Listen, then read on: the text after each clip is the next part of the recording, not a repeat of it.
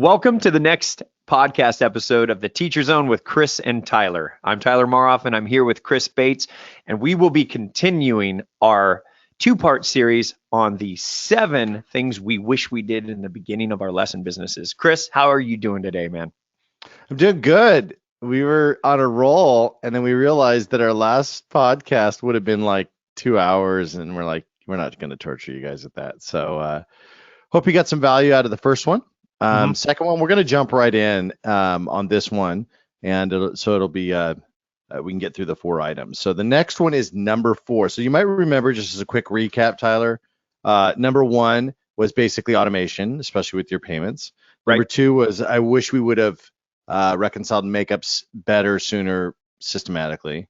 Number 3 is attendance, which is it equates to payroll, it equates to the historical history of a student, all that. So 1, 2, 3, automation, makeups, and then of course attendance. So number 4, what is number 4? We're gonna jump right in, Tyler. Right. Well, number 4 is I wish I would have set written expectations in the beginning for both customers and staff. That's a big one. That's a big one for us. Chris and I. That's meaty. Yeah, and we're going to get into that right now. And so there's things in hindsight that, and that's where, many of you who've been listening, that the book Extreme Ownership came into my life thanks to Chris, and I read, and that's when all of a sudden I'm like, Chris, the clear and simple commander's intent, our team doesn't have it.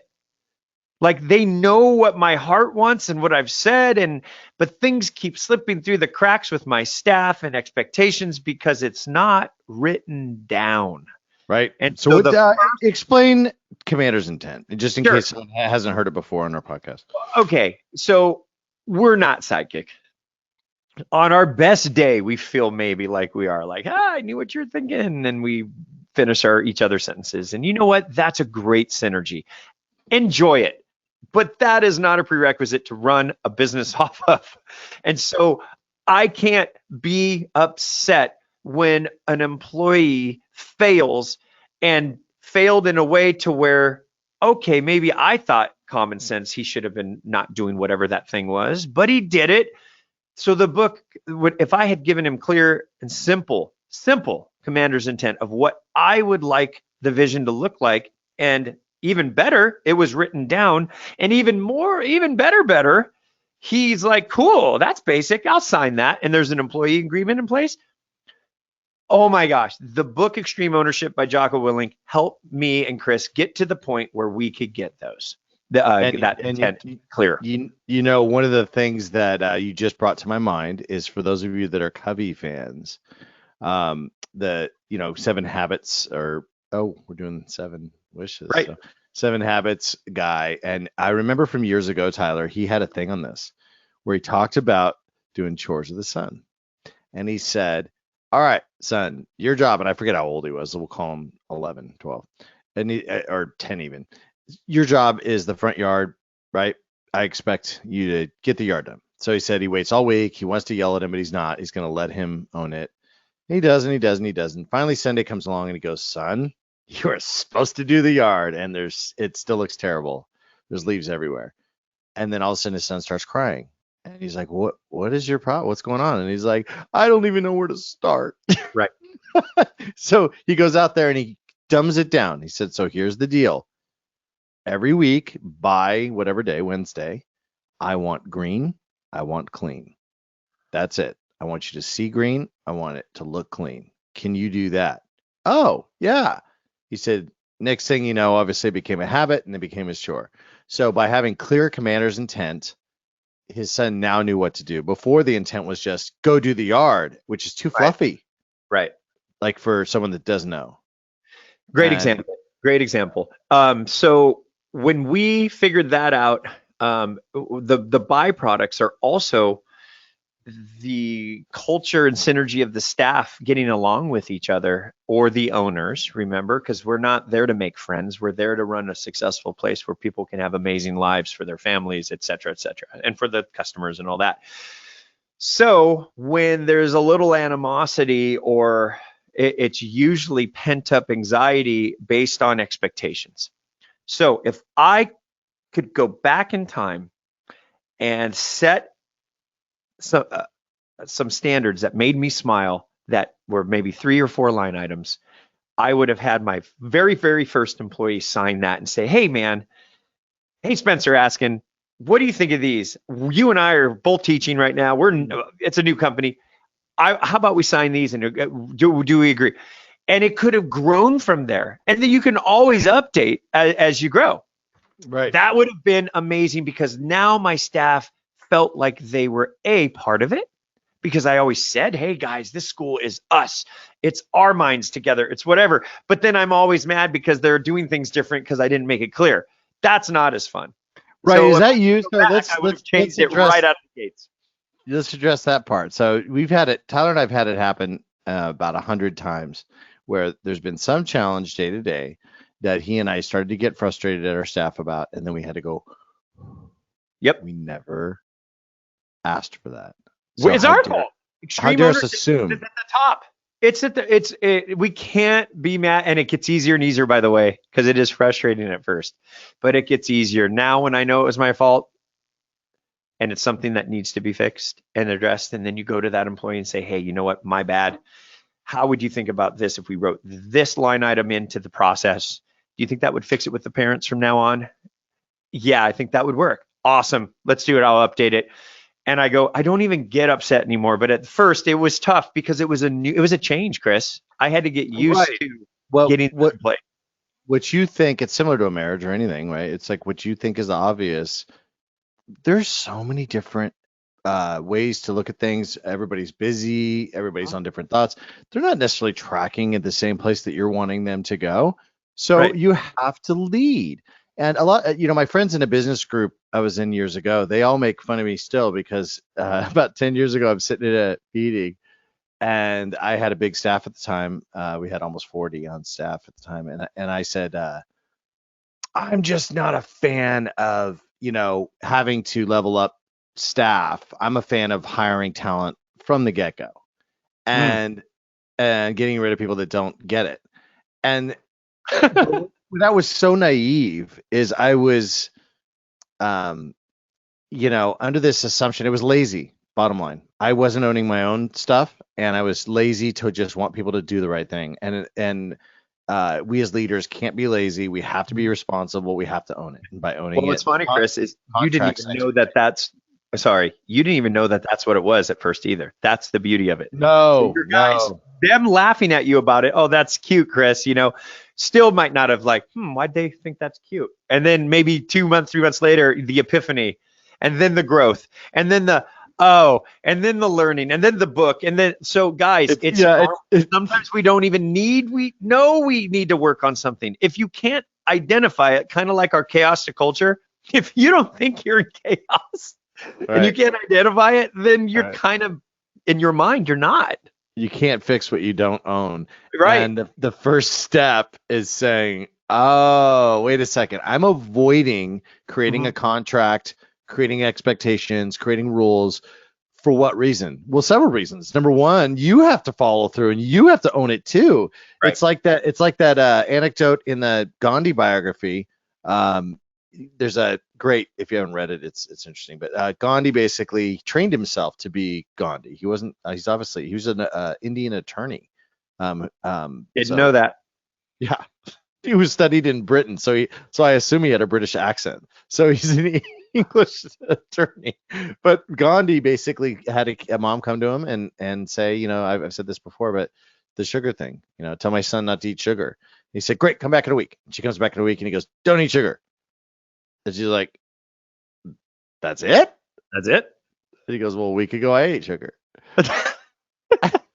So he didn't want to tell someone to do something he wasn't embodying. Right. And so we have to embody it first. So as we get through this, Tyler, number 4, set written expectations and or contracts. Now you can actually get your teachers to agree to contracts in Teacher Zone for those of you that are using it. But either way, whether they're just written in a Google Doc and you print them out Right. and have them sign it, or DocuSign, or you have a system like Teacher Zone, doesn't matter. Bottom line is get your instructors to know what their what your expectations rather for their job. Right. So, And you might want to have a fun workshop with your co-owner or your ops manager or whatever. Maybe you write the student and parent contract first because that's a separate contract. That is an agreement between two parties that we're going to be successful together. And if you yeah, don't you're have right. one, it's the same thing. Now, if you could do both. You could be like, dude, I have this amazing dream of a dream team teacher team. Let's write that first. You could do that, but your mission, vision, values might be more parent student centric. So you might want to say, what's the perfect world for them first, and then write your teacher contracts. Good So, point. yeah, you can do it either way. We kind of did teachers last only out of pain. Yeah. Which We had usually our other one written. that motivates all the good things in the world, right?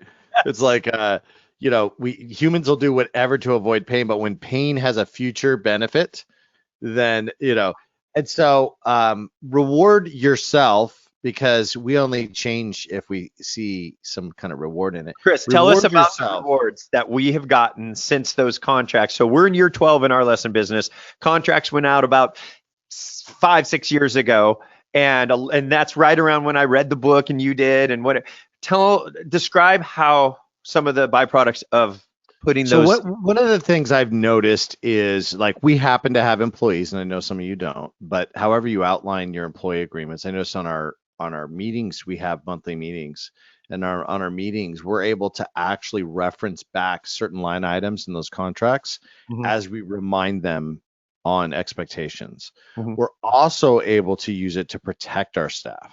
So a lot of the wins are like, hey mom, member line 27 in this contract. So I know Melissa will like email somebody and say, hey, by the way, and then reference the contract to the student parents Right, that member, we said that this is how we operate.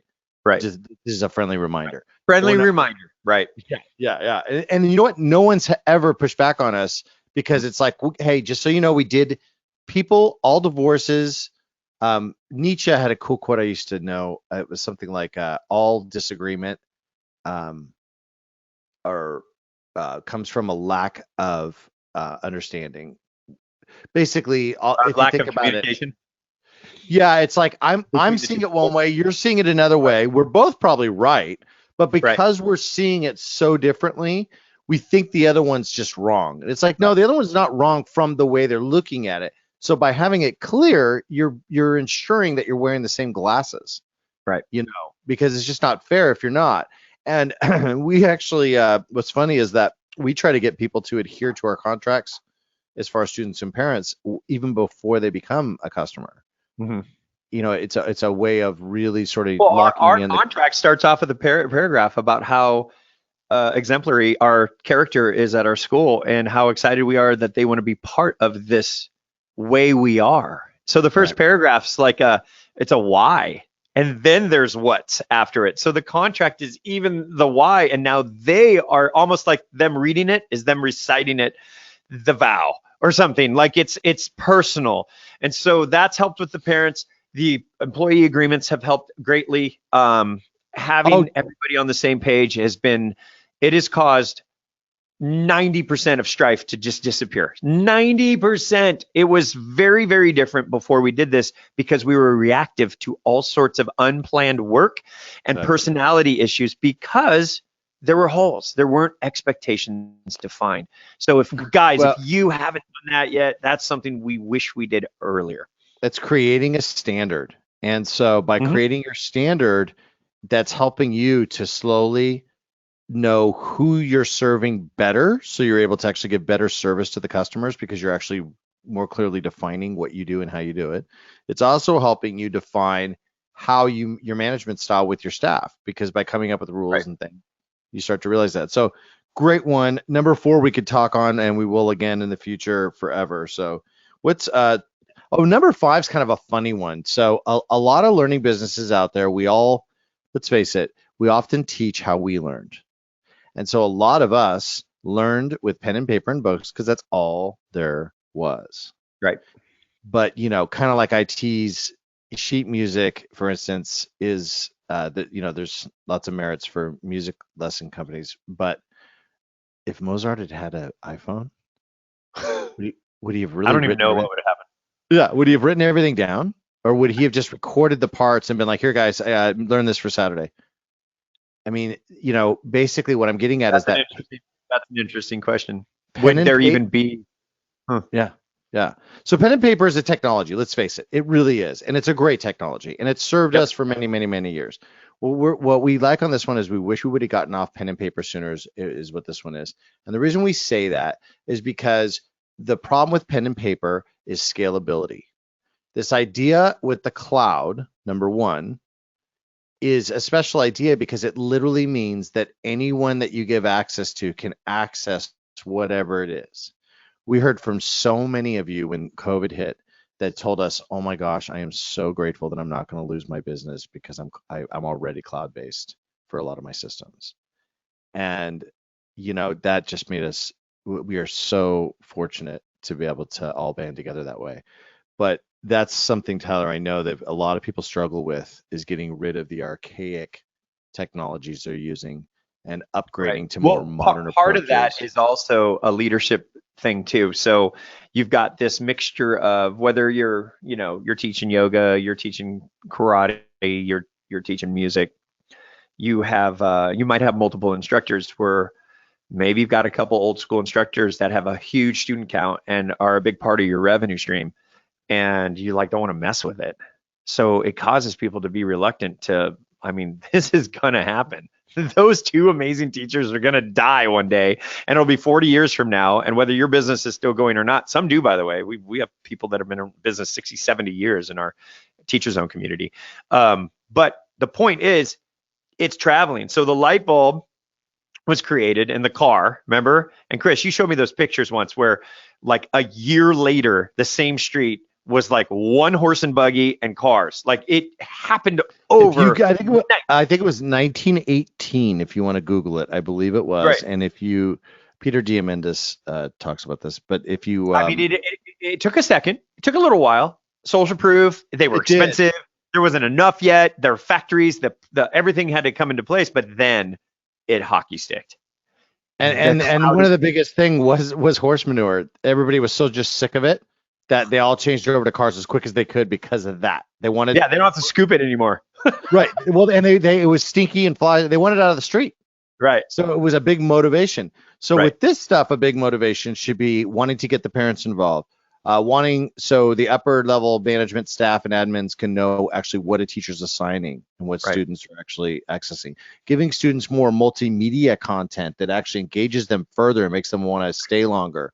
Access to notes in a area that everyone has admins and teachers can now, if that teacher, God forbid, it goes in the hospital for an appendectomy or something and is out, there's notes. There is recent practices. It's not written down. It's not stuck on their laptop somewhere. It's in the cloud. So the administrators aren't lost for a week with like 40 students.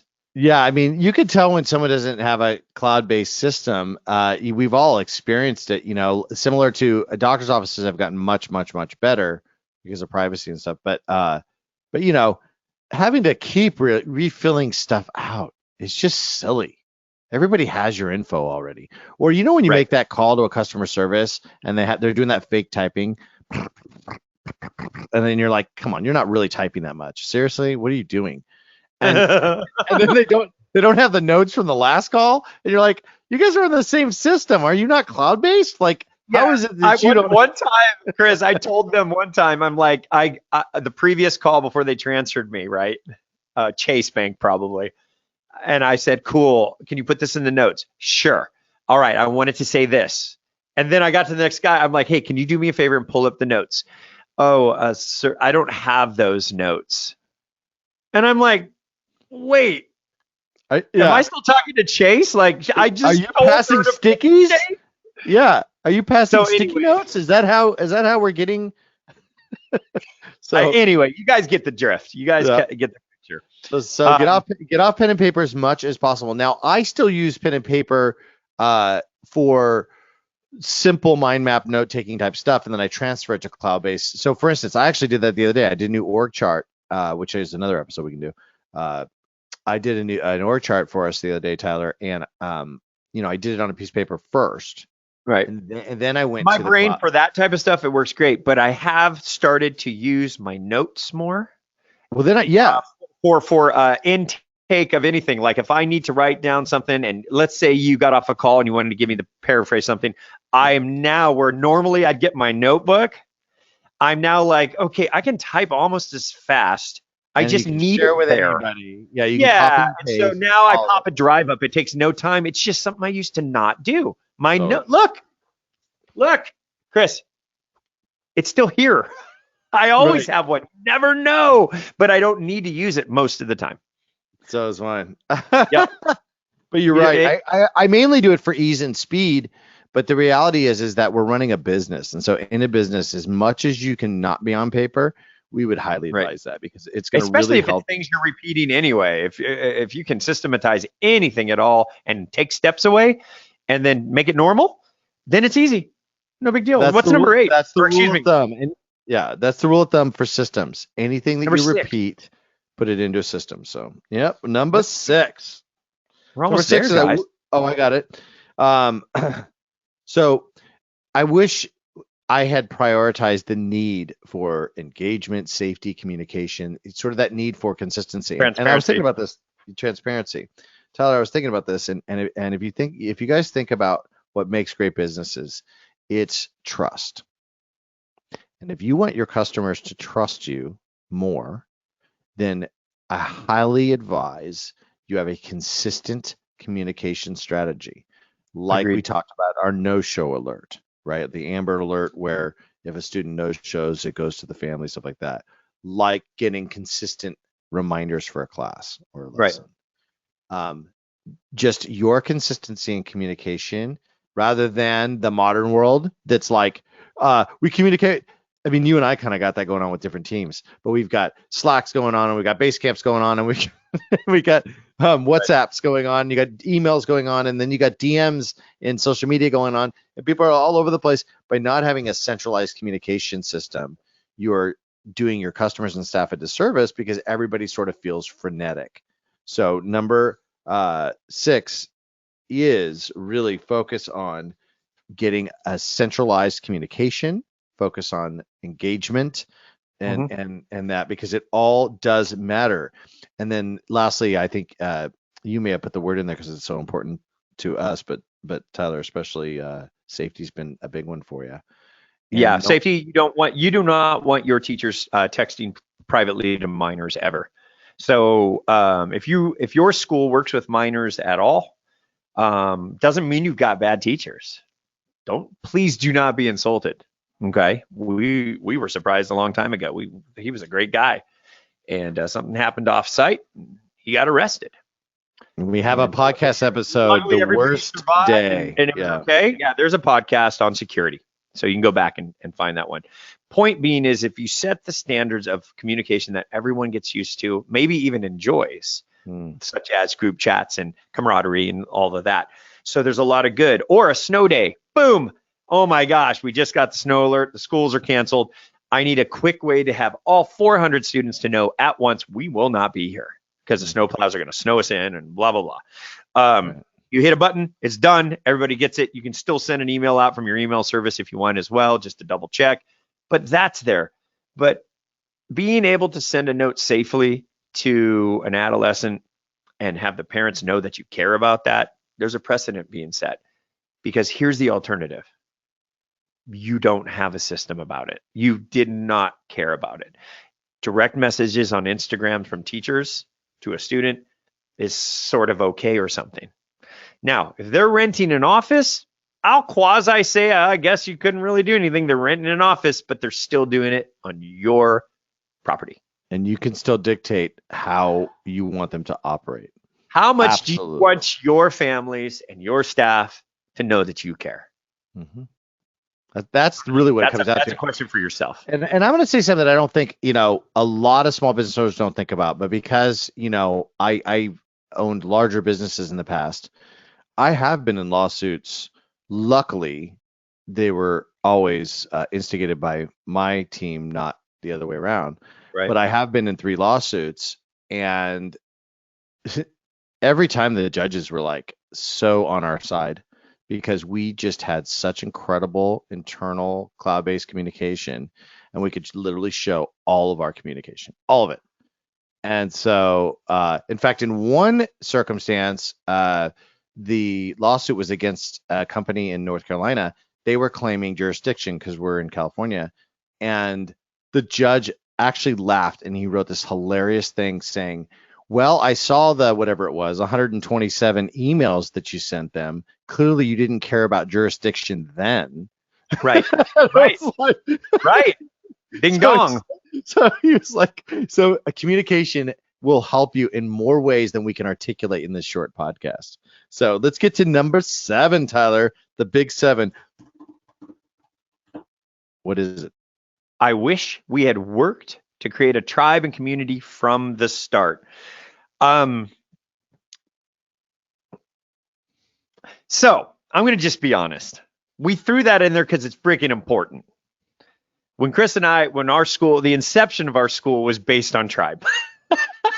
That's just the way Los Rios started. But we've talked to so many people around the world that it was like a breath of fresh air when we described how we just kind of started with this tribe and group and creating things together, and a student body creating stuff instead of linearly one student just designing their linear lesson on their own and that's it, and not meeting the other kids, et cetera, et cetera.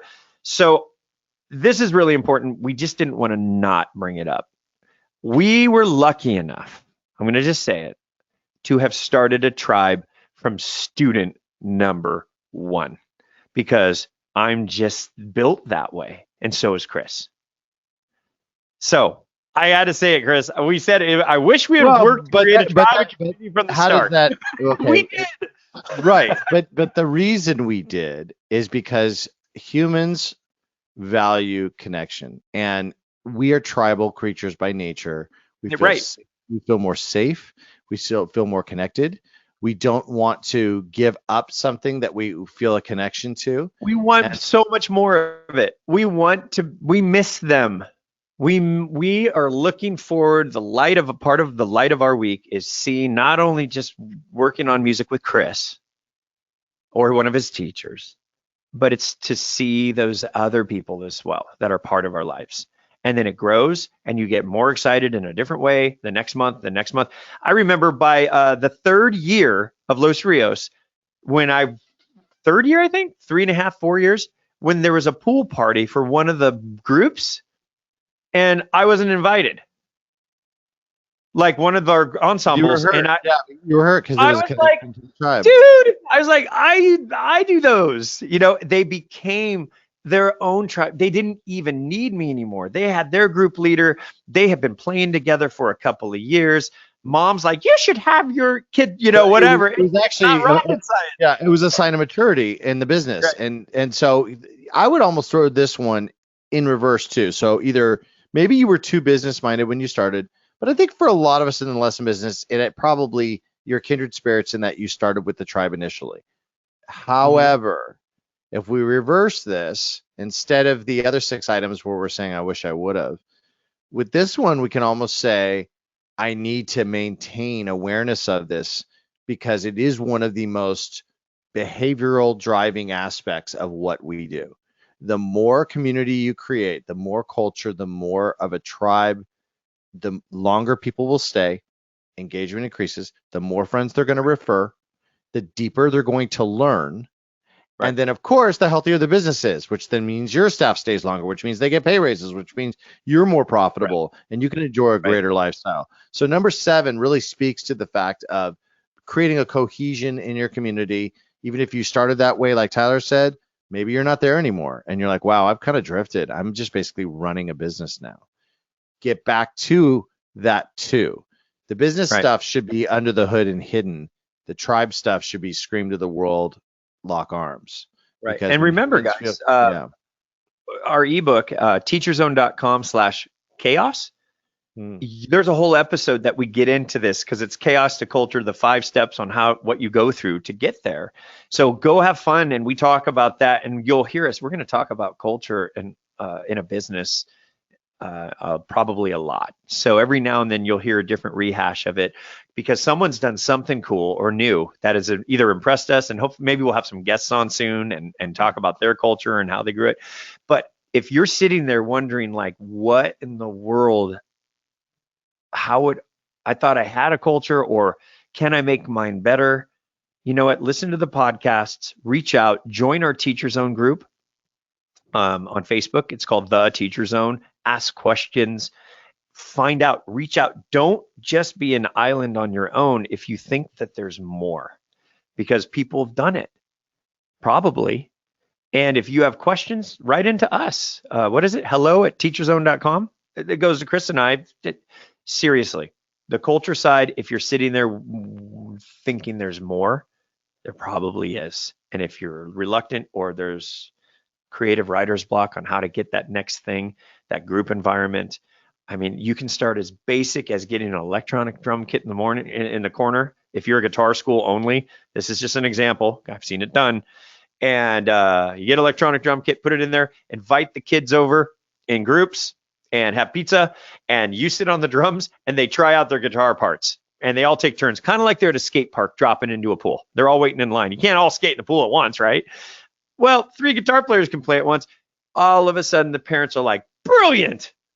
Bobby just met Johnny. I mean, it is so easy. It's not funny. And it's based around, that particular one is based around the most powerful language on earth, which is music. But if there's jujitsu options, there's yoga options. I know yoga groups, Chris, that they have barbecues and they do the coolest stuff together. That's not even yoga. Yeah, we've done those too. We all probably have at some point, but keeping that going, like the movie nights, the pizza nights, the parents' night outs. I know a lot of gymnastics do parents' night outs, stuff like that. It's a great thing to do because you're keeping the parents' you're making night your out cohesion. where you drop them off at the facility and they get to play and do great stuff for 90 minutes or 2 hours, and mom and dad gets to go eat. It's a win-win. And it usually only costs you maybe 2 employees worth of work. And you've added so much value.